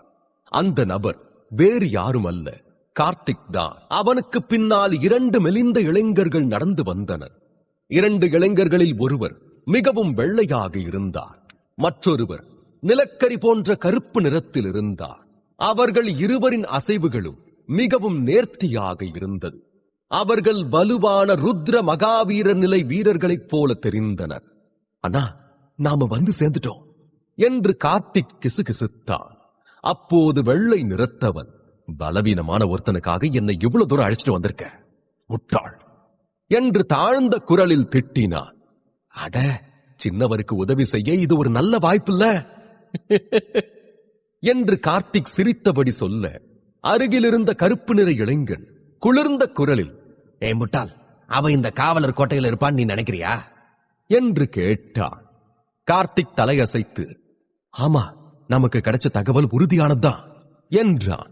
அப்படின்னா அவனை இப்பவே கூப்பிடு, நான் அவனை இங்கேயே கொல்றேன், உடனடியா கிளம்பிடலாம் என்று 2 பேரும் ஒன்றாக சொன்னார்கள். இந்த இருவரின் பேச்சுக்களால் கார்த்திக்கு தலைவலி ஏற்பட்டது. அவர்களில் உண்மையான பெயர் என்னவோ, ஆனால் அனைவரும் அழைப்பது வெள்ளை மண்டையோடு கருப்பு மண்டையோடு என்பதுதான். எலும்புக்கூட்டு சகோதரர்கள் என புனைப்பெயர் வேறு. இருவரும் மிகவும் சக்தி வாய்ந்தவர்கள். அவர்களின் குணமும் மிகவும் திமிரானது. மக்களை கொல்வதை வெகுவாக ரசிப்பவர்கள். கார்த்திக் இருவரையும் பார்த்து, இது அரசோட ராணுவ பகுதி, இங்க யாரையும் கொல்ல முடியும் நினைக்கிறீங்களா என்று கேட்டான். அப்ப நாம என்ன செய்யறது? அவன் கோட்டையை விட்டு வெளியே வர வரைக்கும் காத்திருக்கணுமா என்று வெள்ளை மண்டையோடு சோகமான முகத்துடன் கேட்டான். அவன் இந்த காவலர் கோட்டைக்கு வந்திருக்கான்னா நிச்சயமா கோட்டையை விட்டு பூச்சிகளை கொல்ல போவான். அப்ப அவனை கொல்ல உங்களுக்கு நிறைய வாய்ப்புகள் கிடைக்கும். அதனால நாம அவசரப்பட வேண்டியதில்லை. கார்த்திக் இதை சொன்னதும் அவர்கள் முகத்தில் மர்மமான புன்னகை தோன்றியது. அடுத்து என்ன நடக்கும்? வீரா கோட்டையில் இருக்கும் செய்தி கார்த்திக்கு எப்படி கிடைத்தது? வரவிருக்கும் ஆபத்திலிருந்து வீரா மீள்வானா? மீண்டும் நரமாமிச பூச்சிகளை எதிர்கொள்ளும் போது என்ன நடக்கும்? மேலும் அறிய தொடர்ந்து கேளுங்கள். டும் டும் டும் டும் டும். அதிகாலையில் கேட்ட போர் முரசின் சத்தத்தில் அவசரமாக எழுந்தான் வீரா. அவன் ஜன்னலை திறந்த போது அவனுக்கு முன்னால் இருந்த சூழலைக் கண்டு அதிர்ந்தான். அங்கே கோட்டையை விட்டு வெளியேற 100 அரச வீரர்கள் கொண்ட குழு தயாராக இருந்தது. அப்போது அங்கே வந்த யாழரசு, வீரா, ரத்தின கோட்டை தாக்கப்பட்டிருக்கு, அதனால எல்லாரும் உடனடியா போருக்கு தயாராகணும், சீக்கிரம் கிளம்பி வா என்றான். தலையசைத்த வீரா சிறிது நேரத்தில் தயாராகி வெளியே வந்தார். அந்த கோட்டைக்கு முன்னால் வீரர்களுக்கும் பூச்சிகளுக்கும் இடையே ஒரு கடுமையான போர் நடந்து கொண்டிருந்தது. தாமதிக்காமல் வீராவும் பூச்சிகளுடன் சண்டையிடத் தொடங்கினார். சில மணி நேர சண்டைக்கு பிறகு வீரர்கள் இறுதியாக வெற்றி பெற்றனர். இந்த நேரத்தில் சாலையின் இருபுறம் சுற்றியுள்ள மலைகள் என எங்கும் பூச்சிகளின் சடலங்கள் பரவி இருந்தன. வீரர்கள் சிலர் சடலங்களுக்கு இடையில் தேடிக்கொண்டிருந்தனர். உயிருடனும் காயமடைந்தும் எந்த பூச்சிகளையாவது கண்டறிந்தால் அவற்றை அவர்கள் உடனடியாக கொன்றனர். உண்மையில் இங்குள்ள மக்களில் பலர் தங்கள் மூலாதார சக்கரத்தை கூட எழுப்பாத சாதாரண மனிதர்கள். இவர்களின் பலவீனத்தால் சாதாரண பூச்சிகள் கூட அவர்களை மிக எளிதாக கொன்றுவிடும். இந்த காட்சியை பார்த்த வீரா, இந்த மக்களால எப்படி கோட்டைக்கு வெளியே அவங்களுடைய உயிரை பணைய வச்சு சுத்தி திரிய முடியுது? இவங்களுக்கெல்லாம் மரண பயமே இல்லையா என்றான். வீராவின் அருகில் நின்று கொண்டிருந்த யாழரசு இதை கேட்டு சிரித்தார். மரணமா? நிச்சயமா இவங்க மரணத்துக்கு பயப்படுறாங்க. ஒவ்வொரு வருஷமும் நிறைய சாதாரண மக்கள் பூச்சிகளால கொல்லப்படுறாங்க. கொஞ்ச நாளைக்கு முன்னாடி கூட பல பேரு யாருக்குமே தெரிவிக்காம கோட்டையை விட்டு வெளியேறி வேட்டையாட காட்டுக்குள்ள போனாங்க. ஆனா அவங்கள 10 பேர் இறந்துட்டாங்க. மிச்சம் இருக்கிறவங்க உயிரை ஒரு ராணுவ குழுதான் சரியான நேரத்துல போய் காப்பாத்துச்சு என்றான். ஆனா அவங்க ஏன் கோட்டையை விட்டு வெளியேறி அவங்களுடைய உயிரை பணைய வைக்கிறாங்க? அவங்களும் வீரர்களோடவே போகலாம்ல என்று வீரா கேட்டான். யாழரசு சிரித்துக் கொண்டே, இது எல்லாம் உங்க ஆதிசக்தி ஆசிரமத்தால தான் நடக்குது என்றான். வீரா அதிர்ச்சியுடன் பார்க்க மகிழன் அவனுக்கு விளக்கினான். ஆதிசக்தி ஆசிரமம் பூச்சிகளுடைய சக்தி மூலங்களுடைய எண்ணிக்கையை அடிப்படையா கொண்டுதான் புள்ளிகளை தருது. பொதுவா இங்க இருக்கிற பூச்சிகளுடைய சக்தி மூலங்களை அதோட இறந்த உடல்கள்ல இருந்து பிரிச்சிருவோம். ஆனா சில நேரத்துல சிலதை விட்டுட்டு போயிடுவோம். அப்ப மக்கள் அவங்களுடைய அதிர்ஷ்டத்தை நம்பி அதை எடுக்க கோட்டையை தாண்டி போவாங்க.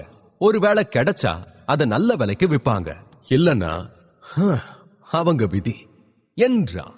இதை கேட்டதும் வீராவுக்கு அனைத்தும் புரிந்தது. உண்மை என்னவென்றால், ஆதிசக்தி ஆசிரமத்தில் 4 பூச்சிகளின் சக்தி மூலத்திற்கு ஒரு பங்களிப்பு புள்ளி தரப்படுகிறது. அதே நேரத்தில் ஒரு பங்களிப்பு புள்ளி 2 குறைந்த தர ஆன்மீக கற்களுக்கு சமம். சாதாரண குடிமக்கள் குறைந்த தர ஆன்மீக கற்களை பயன்படுத்த முடியாவிட்டால் அரச தலைநகரில் அவர்கள் அவற்றை தங்கம் அல்லது வெள்ளி நாணயங்களுக்கு மாற்றிக்கொள்ளலாம். இது அவர்கள் வசதியான மற்றும் வளமான வாழ்க்கையை வாழ போதுமானதாக இருக்கும். இதனால்தான் அவர்கள் கோட்டைக்கு வெளியே சென்று சக்தி மூலத்தை பெற தங்கள் உயிரை பணயம் வைக்கிறார்கள். பேசியபடி அனைவரும் அங்கிருந்து நகர்ந்து காட்டுக்குள் சென்றனர். இந்த நேரத்தில் பசுமை காட்டில் அமைதி மட்டுமே நிலவியது. ஒவ்வொரு ஆண்டும் நரமாமிச பூச்சிகளின் தாக்குதல் தொடங்கிய பிறகு மற்ற அனைத்து விலங்குகளும் ஓடிவிடுகின்றன அல்லது மலைகளிலும் குகைகளிலும் ஒளிந்து கொள்கின்றன. மனிதர்களைப் போலவே பூச்சிகளின் படையை எதிர்கொள்வது அவைகளுக்கு மிகவும் கடினம். இதனால் மரங்கள் மற்றும் தாவரங்கள் நகரும் சத்தத்தை தவிர காட்டில் வேறு எந்த சத்தமும் இல்லை. வீராவும் மற்றவர்களும் மிகவும் எச்சரிக்கையாக இருந்தனர். நரமாமிச பூச்சிகள் பச்சை நிறத்தில் இருப்பதால் அவை காட்டில் நன்றாக ஒளிந்து கொள்ளும். பின் நேரம் வரும்போது திடீரென்று தாக்கும். அதை எண்ணி கவனத்துடன் நகர்ந்தனர். அப்போது திடீரென அருகிலுள்ள புதர்கள் அசைய அதிலிருந்து 2 பூச்சிகள் வீராவை தாக்கின. வீரா அவைகளை ஏளனமாக பார்த்தார். வீராவின் ஆன்மீக சக்தி அவன் முழு உடலிலும் பாயத் தொடங்கியது. அவன் வேகமாக ஒரு பூச்சியை தனது முஷ்டியால் குத்தினான். 2 குத்து, பூம் பூம். குத்து மிகவும் சக்தி வாய்ந்ததாக இருந்தது. ஒரு குத்து அதன் வலுவான கவசத்தை உடைக்க மற்றொன்று பூச்சியின் தலையை உடைத்தது. இதை பார்த்த மற்றொரு பூச்சி எச்சரிக்கையுடன் பின்வாங்கி மேல் நோக்கி பார்த்து ஒரு விசித்திரமான ஒலியை எழுப்பத் தொடங்கியது. வீரா இந்த செயலை கண்டதும் இன்னும் எச்சரிக்கையானார். ஒத்த பூச்சி பின்னாடி குறைஞ்சது 1000 பூச்சி இருக்கும் என்ற சொல் அவனுக்கு நினைவுக்கு வந்தது. என்ன என்றவர் சட்டென சுற்றி பார்த்தார். இப்போது காடே வேறாக தெரிந்தது. உயிர்ப்போடு தோன்றியது. எண்ணற்ற பூச்சிகள் காற்றில் குதித்து எல்லா பக்கங்களிலிருந்தும் இவர்களை சூழ்ந்தது. இதை பார்த்த வீராவின் இதயத்தில் எல்லாத்தையும் கொல்லு என்ற எண்ணம் மட்டுமே இருந்தது. வீராவின் பார்வையில் இந்த பூச்சிகள் பங்களிப்பு புள்ளிகள். இது அவன் கருப்பு மலைக்குள் செல்வதற்கான ஒரு வழியாக இருக்கும். அநாகத சக்கரத்தில் நுழைந்த பிறகு ருத்ர மகாவீர நிலை வீரனைப் போல வீராவால் தனது ஆன்மீக சக்தியை கட்டுப்படுத்த முடியவில்லை என்றாலும் தனது உடலின் மீதான வீராவின் கட்டுப்பாடு பன்மடங்கு அதிகரித்தது. சொல்லப்போனால் அநாகத சக்கரத்தின் வேறு எந்த வீரரையும் விட அவனது கட்டுப்பாடு மிக அதிகமாக இருந்தது. வீரா சட்டென தன் முஷ்டியை இறுக்கினான். அவனது ஆன்மீக சக்தி அவன் முஷ்டியில் ஒன்று கூடியது. மேலும் பூச்சியின் தலையில் ஒரு சக்தி வாய்ந்த குத்தை வீசின்.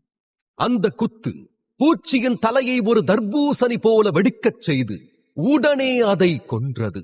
அப்போது 2 பூச்சிகள் இடது மற்றும் வலது பக்கங்களிலிருந்து வீராவை நோக்கி பறந்து வந்தன. வீரா தப்பிக்க முயற்சிக்காமல் 2 பூச்சிகளையும் ஒன்றன் பின் ஒன்றாக குத்தினார். காளையின் 1000 குத்தின் சக்தி 2 பூச்சிகளுடனும் மோதியது. பூம் பூம் 2 உரத்த சத்தங்கள் கேட்டன. வீரா 2 பூச்சிகளின் வயிற்று கவசத்தை உடைத்திருந்தார். அவற்றின் மார்பில் மறைந்திருந்த சக்தி மூலங்கள் கீழே உருண்டன. ஆனால் வீராவுக்கு சக்தி மூலத்தை எடுக்கக்கூட வாய்ப்பு கிடைக்கவில்லை. அவன் பின்னாலிருந்து விசில் சத்தம் கேட்டது. வீரா தன் தலையை குனிந்து பூச்சியின் தாக்குதலிலிருந்து தப்பித்தான். பின் சட்டென திரும்பி பூச்சியின் வயிற்றில் குத்தினான். இம்முறை காளையின் 1000 குத்தின் சக்தியை பயன்படுத்தி இருந்தான். பூச்சிகளின் வயிறு அவற்றின் உடலின் வலிமையான பகுதியாக இருந்தது. ஒரு சாதாரண குத்து அதற்கு பயனற்றதாக போனாலும் காளையின் 1000 குத்து நுட்பம் ஒரு மலையை கூட உடைக்கும் சக்தியை கொண்டிருந்தது. அதன் சக்தி பூச்சியின் வயிற்றின் தடிமனான அடுக்கில் ஊடுருவி உள்ளே இருந்து அதை சேதப்படுத்தும். பூ வீராவின் ஒரே குத்து பூச்சியின் வயிற்றில் 7 முறை வெடித்து அதன் உயிரை எடுத்துக் கொண்டது. பூச்சிகள் ஒன்றன் பின் ஒன்றாக அவனை தாக்கிக் கொண்டே இருந்தன. ஆனால் வீரா பயப்படாமல் ஒவ்வொரு முறையும் அமைதியாக பூச்சிகளை எதிர்த்து போராடினார். வீரா குத்தும் போதெல்லாம் அவனுக்கு முன்னால் இருந்த பூச்சி இறந்தது. இதனால் சிறிது நேரத்தில் அவனுக்கு முன்னால் இறந்த பூச்சிகளின் குவியல் உருவானது. வீரா சுற்றி பார்த்தான். மற்றவர்களும் பூச்சிகளுடன் சண்டையிட்டுக் கொண்டிருந்தனர். மகிழன் கையில் ஒரு சிவப்பு வாளை வைத்து பூச்சிகளை மிக எளிதாக கொன்று கொண்டிருந்தான். பூச்சி அவன் அருகில் வரும்போதெல்லாம் அவனது வாள் சீறி பாய்ந்து பூச்சியின் உடலை 2 துண்டுகளாக வெட்டியது. அவன் ஒரு ருத்ர மகாவீரன். அவனது ஆன்மீக சக்தியால் அவன் வாழ்வீச்சு மிகவும் கூர்மையாகவும் கொடுமையாகவும் இருந்தது. யாது ஜெகதீசன் ஆகியோரும் கூட மிகவும் சக்தி வாய்ந்தவர்களே. மேலும் அவர்கள் இருவருக்கும் நிறைய போர் அனுபவம் இருந்தது. அவர்கள் பலமுறை பூச்சி வேட்டை பயணங்களில் பங்கேற்றிருந்தனர். எனவே அவர்களுக்கு பூச்சிகளின் பழக்க வழக்கங்கள் நன்கு தெரிந்திருந்தது. இதனால் அவர்களின் ஒவ்வொரு தாக்குதலிலும் சரியாக பூச்சிகளின் கழுத்து வெட்டப்பட்டது. யாழரசு தலைமையிலான அரச படைகளும் கேடயம், ஈட்டி, வில்லம்பு என பல்வேறு வழிகளில் பூச்சிகளை கொன்று கொண்டிருந்தனர்.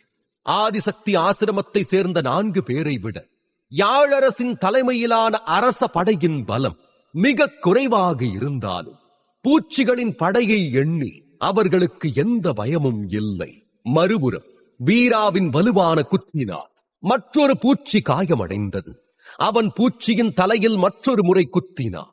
பூச்சியின் தலை வெடித்து சிதறியது. இந்த பூச்சிக்கு பிறகு வீராவை சுற்றி வேறு எந்த பூச்சியும் உயிருடன் இருக்கவில்லை. மகிழனும் தன்னை சுற்றியுள்ள அனைத்து பூச்சிகளையும் கொன்றிருந்தான்.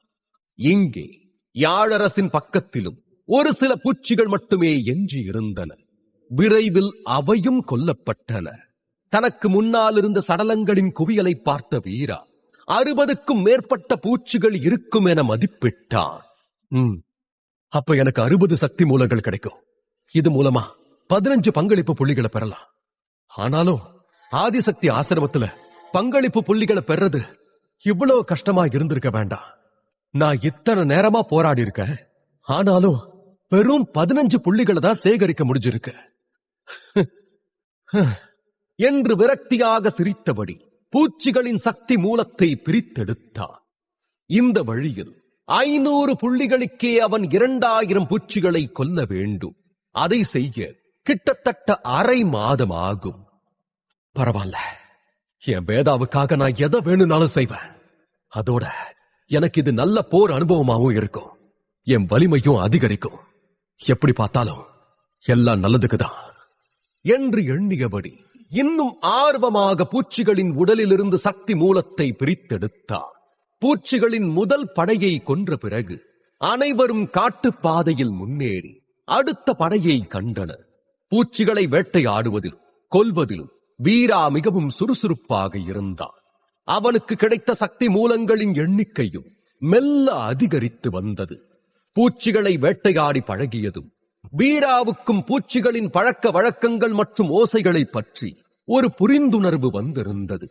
இதனால் சுற்றி நடக்கும் மாற்றங்களால் வீராவுமே பூச்சிகளை உடனுக்குடன் அடையாளம் கண்டு கொண்டிருந்தார். அதோ அந்த பாதையிலிருந்து சில பூச்சிகள் வருது. அதே நேரம் காட்டில் மனிதர்களின் குழுவை பார்த்து ஒரு பெரிய பூச்சிப்படை அவர்களை நோக்கி விரைந்தது. ஆனால் இந்த படை கொஞ்சம் வித்தியாசமாக இருந்தது. நரமாமிச பூச்சிகளின் அலையில் 10க்கும் மேற்பட்ட ஊதா பூச்சிகள் இருந்தன. பூச்சிகளின் தலைவர்கள் அவற்றை பார்த்ததும் வீராவின் கண்கள் பிரகாசித்தன. பூச்சி தலைவனின் மதிப்பு ஒரு சாதாரண பூச்சியை விட அதிகமாக இருந்தது. ஒவ்வொரு பூச்சி தலைவனையும் கொல்வதற்கு 5 பங்களிப்பு புள்ளிகள் வழங்கப்பட்டன. இது 20 சாதாரண பூச்சிகளை கொல்வதற்கு சமம். ஆனால் ஒரு தலைவன் பூச்சியை கொல்வது ஒரு சாதாரண பூச்சியை கொல்வதை விட மிகவும் கடினமானது. கவனமா இருங்க. இந்த பூச்சிகளுக்கு ரொம்பவே விஷமுள்ள தலைகள் இருக்கும். அதோட விஷ முட்கள்ல இருந்து விலகி இருங்க. இது 4ஆம் நிலை விலங்கு. இதோட வலிமையும் அர்த்த மகாவீர நிலை வீரனுடைய வலிமைக்கு சமம். ஜாக்கிரதை என்று யாழரசு அனைவருக்கும் நினைவூட்டினார். ஆனால் யாழரசின் பேச்சை கேட்ட வீராவின் முகத்தில் எந்த பயமும் இல்லை. மாறாக அவன் விரைவாக அதை நோக்கி நகர்ந்தான். அவன் கைமுட்டி ஊதா நிற பூச்சியின் தலையில் பட்டபோது ஒரு விசித்திரமான சத்தம் கேட்டது. அது அவைகளுக்கு இடையேயான உரையாடலின் சத்தம். தலைவர்களுக்கும் பொதுவான பூச்சிகளுக்கும் உள்ள மிகப்பெரிய வித்தியாசமே தலைவர்களுக்கு அவற்றின் சொந்த புத்திசாலித்தனம் இருந்தது. இதனால் அவர்கள் ஒருவருக்கொருவர் தொடர்பு கொள்ள முடியும். வீரா தனியாக குழுவிலிருந்து வெளியே வந்ததை தலைவர் பூச்சிகள் கண்டதும் 6 அல்லது 7 பூச்சிகள் ஒன்றிணைந்து ஏதோ திட்டத்தை வகுத்தவாறு வீராவை எல்லா பக்கங்களிலிருந்தும் சூழ்ந்தன. அச்சச்சோ, வீரா பூச்சி தலைவன்களால சூழப்பட்டிருக்கான் என்று யாழரசு கத்த, அவனை காப்பாத்தலாம் என்று கத்திய யாது ஜெகதீசன் இருவரும் அவனை நோக்கி ஓடினர். இந்த போராட்டத்தில் அவர்கள் ஒருவரை ஒருவர் நன்கு அறிந்து கொண்டனர். சொல்லப்போனால் ஆதிசக்தி ஆசிரமத்தின் இந்த 4 சீடர்களும் இந்த வீரர்களின் படையின் ஒரு பகுதியாகவே மாறிவிட்டனர். அதனால் வீரா அவைகளிடம் மாட்டி மடிவதை அவர்கள் விரும்பவில்லை. மகிழன் மட்டுமே தனது இடத்திலேயே நின்று கொண்டிருந்தான். அவனது பார்வையில் வீரா அவ்வளவு பொறுமையற்ற நபர் அல்ல. அப்படி அவன் தானே முன்னேறி இருந்தான் அந்த பூச்சிகளை எதிர்கொள்ளும் வலிமை நிச்சயமாக அவனுக்கு இருக்கும் என்பது இவனுக்கு புரிந்தது. அதனால் அவன் அசையவே இல்லை. ஆனால் வீரா 6 பூச்சிகளின் தலைவன்களையும் ஒரே நேரத்தில் எப்படி கையாள்வான் என்பதை பார்க்க ஆர்வமாக இருந்தான். வீரா பூச்சிகளின் தலைவன்களை கொல்வான, மகிழன் வீராவிற்கு உதவுவான தெரிந்து கொள்ள. ஒரே நேரத்தில் 6 பூச்சிகளின் தலைவன்களை எதிர்கொள்ளும் போது ருத்ர மகாவீரன் நிலை வீரர்கள் கூட பதற்றம் அடைவார்கள். பொதுவாக பூச்சிகளின் தலைவன் சாதாரண பூச்சிகளை விட மிகவும் சக்தி வாய்ந்தவை. சொல்லப்போனால் அவற்றின் உடலில் உள்ள விஷம்தான் அவற்றை எதிர்த்து போராடுவதை கடினமாக்குகிறது. மேலும் ருத்ர மகாவீர நிலை வீரர்கள் இது போன்ற விஷயங்களுக்கு பயப்படுவதில்லை. ஏனெனில் அவர்கள் ஆன்மீக சக்தியின் உதவியுடன் தங்கள் உடலில் நச்சுகள் பரவுவதை தடுத்து பின்னர் மருந்துகள் மூலம் அவற்றை வெளியேற்றிக் கொள்வர். ஆனால் இந்த பூச்சிகளின் விஷயத்தில் இது விதிவிலக்கு. காரணம், இது மக்களை கொல்லவில்லை என்றாலும் உடலை மரத்துப் போக செய்திடும். மேலும் இந்த விஷயத்தை ஆன்மீக சக்தியினாலும் முற்றிலுமாக புறக்கணிக்க முடியாது. எனவே விஷம் மனித உடலிலும் நுழையக்கூடும். இதனால் ருத்ர மகாவீரன் நிலை வீரன் கூட இந்த விஷத்தால் தாக்கப்பட்டால் நகர முடியாமல் மாட்டிக்கொள்வார். அதனாலேயே பூச்சிகளின் தலைவன்களை எதிர்கொள்ளும் போது அனைவரும் மிகவும் கவனமாக இருப்பர்.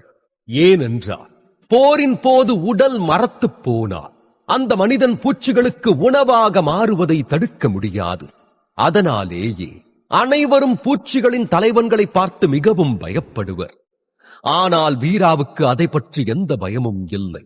காரணம், அவனது உடல் ஒரு மரண ஆயுதத்தின் பண்புகளோடு இருந்தது. எளிமையான வார்த்தைகளில் சொன்னார், வீராவின் உடல் இயற்கைக்கு அப்பாற்பட்ட பொருளாக மாறியுள்ளது. இதனால் அதில் எந்த வகையான விஷமும் எந்த விளைவையும் ஏற்படுத்தாது. இதனாலேயே வீரா தனியாக முன்னேறினான். அவன் கொஞ்சம் அவசரப்படுவதாக தெரிந்தாலும் ஏற்கனவே தயாராகவே இருந்தான். வீரா தாவிய போது வளையத்திலிருந்து அவனது கைக்கு ஒரு மோதிரம் வந்தது. அதை தனது கட்டை விரலில் அணிந்து கொண்டான். இது சிவாங்கி அவனுக்கு கொடுத்த செப்பு மோதிரங்களில் ஒன்று. மற்றொன்று வாயுவேக கத்தியுடன் இணைக்கப்பட்டுள்ளது. 2 செப்பு மோதிரங்களுக்கும் இடையே ஒரு கண்ணுக்கு தெரியாத தொடர்பு இருந்தது. அதே நேரம் அவனை சுற்றியிருந்த 6 பூச்சிகளும் தங்கள் இறக்கைகளை அசைத்து கத்தின. அவற்றின் உடலில் இருந்த ஊதா நிற முட்கள் வீராவை நோக்கி பாய்ந்தன. வீரா அவற்றை தடுக்க முயற்சிக்கவில்லை. அதே போல அது அவனது உடலில் மோதவும் விடவில்லை. மாறாக தன் வாயுவேக கத்தியை பூச்சிகளை நோக்கி வீசி எறிந்தான். கத்தி காற்றை கிழித்துக் கொண்டு நகர்ந்தது. அதே நேரம் வீரா தன் கையில் இருந்த மோதிரத்தை பிடித்து இழுத்தான். இதனால் கத்தி சட்டென அவனை சுற்றி சுழன்றது. வாயுவேக கத்தியின் அதீத கூர்மை வீராவை சுற்றியுள்ள 6 பூச்சிகளின் தலைகளையும் கிழித்துக் கொண்டு பாய்ந்தது. பொத் பொத் தலை கிழிபட்டவுடன் பூச்சிகள் அந்த நொடியே சத்தத்துடன் தரையில் விழுந்தன. 6 பூச்சி தலைவன்களும் உடனடியாக கொல்லப்பட்டன. கத்தியும் சுழன்றபடி வீராவின் கைக்கு வர அதை லாவகமாக பிடித்துக் கொண்டார். அனைத்தும் சில நொடிகளில் நடந்து முடிந்திருந்தது. வீராவின் இந்த சாகசத்தை பார்த்த படை வீரர்கள் வாயை பிளந்தனர். அரும வீரா, அட்டகாசமா இருந்தது, நீ கலக்கிட்ட என்றபடி யாது, ஜெகதீசன், மற்றவர்கள் என எல்லோரும் ஆரவாரம் செய்தனர். யாழரசு ஆச்சரியத்தில் விழிவிரித்து வீராவை பார்த்தார். ஆண்டு முழுவதும் நரமாமிச பூச்சிகளை எதிர்த்து போராடுவதால் வேறு யாரையும் விட யாழரசு பூச்சிகளை பற்றி அதிகம் அறிந்திருந்தான். விஷம் எவ்வளவு ஆபத்தானது என்பதையும் அவன் அறிவான். ஒருமுறை பூச்சிகளின் தலைவன்களால் குத்தப்பட்டு அந்த இடத்திலேயே முடக்கப்பட்டு எப்படியோ தப்பித்து வந்தவன் 1 வாரம் படுக்கையிலிருந்து எழுந்திருக்கவில்லை. அப்படி இருக்க அந்த முட்கள் அனைத்தும் மழை போல வீராவின் உடலை தாக்கின. இவ்வளவு பயங்கரமான தாக்குதல் ஒரு யானையை கூட முடக்கிவிடும். ஆனால் வீரா சாதாரணமாக தெரிந்தான். இவன் உண்மையிலேயே மனுஷன்தானா? பூச்சி விஷம் இவனை எதுவும் பண்ணலையா என்று யோசித்தவன் வீராவை மேலும் கீழும் பார்த்துக் கொண்டே நின்றான். மகிழன் இன்னும் அதே இடத்தில் கைகளில் வாளுடன் நின்று கொண்டிருந்தான். வீராவின் வலிமையை பற்றி அவனுக்கு ஓரளவு யோசனை இருந்த போதிலும் அவனது உண்மையான திறன் மகிழனின் மதிப்பீட்டிற்கு அப்பாற்பட்டதாக இருந்தது. ஆதிசக்தி ஆசிரமத்திலிருந்து சலிச்சு போய் இங்க வந்தனா இப்படி ஒருத்தனை பாப்பன்னு எதிர்பார்க்கவே இல்லை என்ற மகிழனின் உதடுகளில் புன்னகை தோன்றியது. வீராவோட திறமைக்கு அவன் எதிர்காலம் நிச்சயமா உச்சிக்கு போகும். யாரும் குறுக்க வரலனா முழு சாம்ராஜ்யத்தோட தளபதியையும் இவன் மாத்திருவான். ஆனா அவனுக்கு எந்த பிரச்சனையும் இல்லாம இருந்தா சந்தோஷம்.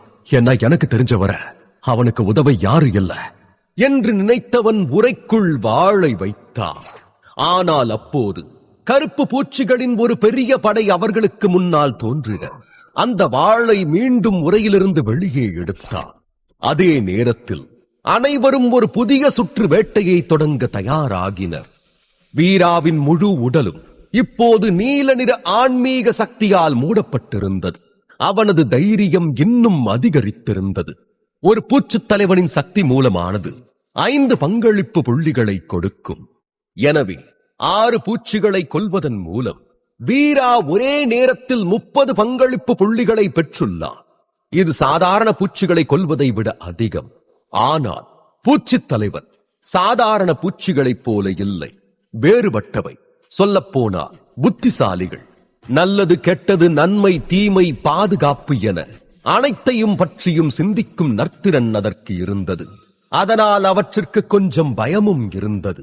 வீரா 6 பூச்சித் தலைவர்களை ஒரே நொடியில் அழித்து விட்டதை அவை உணர்ந்தது. மீதமுள்ள பூச்சித் தலைவர்கள் வீராவை தவிர்க்க வெவ்வேறு திசைகளில் சிதறின. அத்துடன் அவனை தாக்க சாதாரண பூச்சிகளுக்கு உத்தரவிட்டன. இந்த நேரத்தில் 10ற்கும் மேற்பட்ட சாதாரண பூச்சிகள் ஒரே நேரத்தில் வீரா மீது பாய்ந்தன. வீராவின் கையும் கத்தியும் தொடர்ந்து வேகமாக சுழன்று கொண்டிருந்தது. இதனால் அந்த பூச்சிகள் அனைத்தும் 2 பகுதிகளாக வெட்டப்பட்டன. அவற்றின் உடைந்த கால்கள் எல்லா இடங்களிலும் சிதறடிக்கப்பட்டன. தேர்ந்த சமையல் கலைஞன் காய்களை வெட்டுவது போல நேர்த்தியுடன் வீரா பூச்சிகளை வெட்டி வீசிக் கொண்டிருந்தார். அவனை சுற்றி இறந்த பூச்சிகளின் பெரிய மலை தோன்றியது. அதில் தலைவர் பூச்சிகளின் ஊதா நிற உடல்களும் கிடந்தன. பூச்சிகளின் இந்த படை மிகப்பெரியதாக இருந்தது. ஆனாலும் பல பூச்சிகள் கொல்லப்பட்ட பிறகு மீதமுள்ள பூச்சிகள் திடீரென பின்வாங்கத் தொடங்கின. தரையில் ஏற்கனவே சடலங்களின் குவியல்கள் இருந்தது. அதிலிருந்து சக்தி மூலங்களும் இன்னும் பிரித்தெடுக்கப்படவில்லை. எனவே வீரா அவற்றை துரத்தவில்லை. யாழரசு அந்த பூச்சிகள் திரும்பிச் செல்வதை கண்டான். அவனுக்குள் சந்தேகங்கள் எழ ஆரம்பித்தன. இப்படி பூச்சிகள் பின்வாங்க ஒரே ஒரு சாத்தியக்கூறு மட்டுமே உண்டு. அதை பற்றி யோசித்தவன் முகம் திடீரென மாறியது. இது நல்லதில்ல, எல்லாரும் பின்வாங்குக, பின்வாங்குக என்று யாழரசு திடீரென்று கத்தினான். பூச்சிகளின் சக்தி மூலத்தை எடுக்க தனது கத்தியை பயன்படுத்திக் கொண்டிருந்த வீரா யாழரசு கத்தியதும் குழப்பத்துடன் அவனை திரும்பி பார்த்தான். யாழரசு ஏன் பின்வாங்க சொல்றான் என்றபடி யோசித்தான். சாதாரண பூச்சிகள் ஓடிடுச்சு, அப்படின்னா பக்கத்துல ஏதோ இருக்கு, எல்லாரும் பின்வாங்குங்க என்ற யாழரசின் முகம் வெளியே இருந்தது. பக்கத்திலையா? பக்கத்துல என்ன இருக்க முடியும் என்று கேட்ட வீராவுக்கும் யாழரசின் பதட்டம் பிரச்சனையின் தீவிரத்தை உணர்த்தியது. நரமாமிச பூச்சிகளோட ராணி என்று யாழரசு இந்த வார்த்தைகளை சொல்லவே சிரமப்பட்டார். அவனுடைய தொண்டை அடைத்தது. யாழரசு பல வருடங்களாக ரத்தின கோட்டையில் இருக்கிறார். பூச்சிகளின் அனைத்து பழக்க வழக்கங்களையும் நன்கு அறிவார். அது பூச்சி தலைவனாக இருந்தாலும் சரி, சாதாரண பூச்சிகளாக இருந்தாலும் சரி, அவை உண்மையில் கட்டளைகளின் படியே செயல்படும். பூச்சி தலைவனுக்கு சுதந்திரமாக சிந்திக்கும் திறன் இருந்தாலும் பூச்சி படையின் உண்மையான தளபதி பூச்சி ராணிதான். சாதாரண பூச்சிகளுக்கு சிந்திக்கும் திறன் இல்லாததா அவை ஒரு கொலையாளி படையாக மட்டுமே இருக்கும். எவ்வளவு வலுவாக எதிரியை சந்தித்தாலும் தயக்கமின்றி தாக்கும்.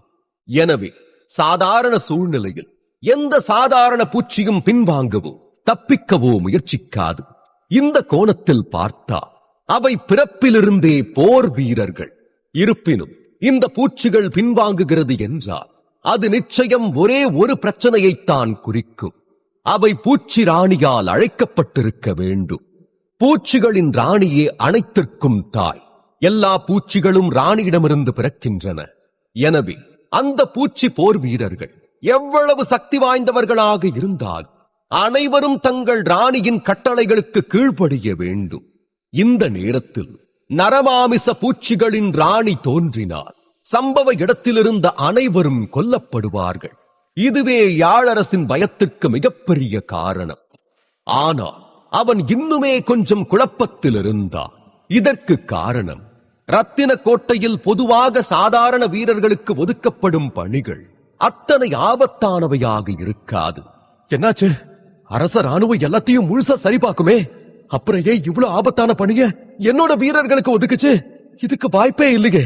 ஒருவேளை யாராவது என் குழுவில் இருக்கிற யாரையாவது கொல்ல பாக்குறாங்களா? என்ன நடக்குதுங்க? என்று குழம்பிய யாழரசால் மனதில் தோன்றிய விஷயங்களை யாரிடமும் சொல்லவும் முடியவில்லை. அவன் தனது குழுவை இங்கிருந்து கிளப்ப விரும்பினான். யாழரசின் வார்த்தைகளை கேட்ட அனைவரும் சக்தி மூலத்தை பிரித்தெடுப்பதை நிறுத்திவிட்டு அங்கிருந்து விரைவாக வெளியேற தொடங்கினர். ஆனால் அப்போது யாரும் எதிர்பாராத வகையில் தரையில் ஒரு பயங்கரமான அதிர்வை உணர்ந்தனர். Boom boom boom! ஒரு பெரிய விலங்கு நடக்கும் போது மட்டுமே இந்த ஒலி உருவாகும். சத்தம் படிப்படியாக அதிகரித்தது. தரையின் அதிர்வும் கூட அதிகரித்துக் கொண்டிருந்தது. இது ஏதோ ஒரு சக்தி வாய்ந்த உயிரினம் அவர்களை நோக்கி வேகமாக வருவதை தெரிவித்தது. இதை உணர்ந்தவுடன் மக்களின் தைரியம் குறையத் தொடங்கியது. யாழரசு, ஆமா, இது நிச்சயம் பூச்சிகளுடைய ராணிதான், எல்லாரும் ஓடுங்க என்று கத்தினார். பூச்சிகளின் ராணியிடம் மாட்டினால் உயிர் வாழ முடியாது என தெரிந்ததா அனைத்து வீரர்களும் உயிர் வாழும் ஆசையில் தங்கள் முழு பலத்தையும் பயன்படுத்தி தப்பிக்க முயன்றனர். வீராவும் வேகமாக அங்கிருந்து நகர்ந்தார். அவனைத் தொடர்ந்து மகிழன் மற்றும் ஆதிசக்தி ஆசிரமத்தை சேர்ந்த மற்ற 2 சீடர்களும் ஓடி வந்தனர். பொதுவாக சாதாரண வீரர்கள் கோட்டைக்கு வெளியே பூச்சிகள் ராணியை எதிர்கொள்ள வாய்ப்பில்லை. மேலும் ராணி எப்போதாவது கூட்டிலிருந்து வெளியே வந்தாலும் கூட கோட்டையின் பாதுகாவலர்களான சில ருத்ர மகாவீரர்கள் விரைவில் அவளை கொன்று விடுவார்கள். ஆனால் இன்று அனைத்தும் தவறாகிக் கொண்டிருந்தது. எல்லோரும் வேகமாக கோட்டையின் திசையில் ஓடிக்கொண்டிருக்க திடீரென்று ஒரு பெரிய சிவப்பு பாதம் அவர்களுக்கு முன்னால் தோன்றியது. அதன் கூர்மையான சிவப்பு நகம் பல மரங்களை வெட்டியது. 10க்கும் மேற்பட்ட வீரர்கள் அதனால் தாக்கப்பட்டு இறந்தனர். அலறல் சத்தம் எங்கும் கேட்டது. மேலும் 10 வீரர்கள் 2ஆக வெட்டப்பட்டனர். அவர்களின் சடலங்கள் தரையில் விழுந்த தருணத்தில் அவர்களை சுற்றி பதுங்கியிருந்த சாதாரண பூச்சிகளால் அவர்கள் விழுங்கப்பட்டனர். ஓடிக்கொண்டிருந்த வீராவும் அரச வீரர்களும் தரையில் கால்கள் தேய நின்றனர். அவர்களுக்கு முன்னால் இருந்த 10 அடி அகல பாதை ஒரு பெரிய பூச்சி ராணியால் தடுக்கப்பட்டது. ராணி சிவப்பு நிறத்தில் இருந்தாள். அவளுடைய 2 பெரிய நகங்கள் காற்றில் அசைந்து கொண்டிருந்தன. அவள் தொடர்ந்து தன் நகங்களை ஒன்றோடொன்று தேய்த்துக் கொண்டிருந்தாள். அவளுடைய பெரிய கண்கள் சுற்றி இருந்தவர்கள் மீது நிலைத்திருந்தன.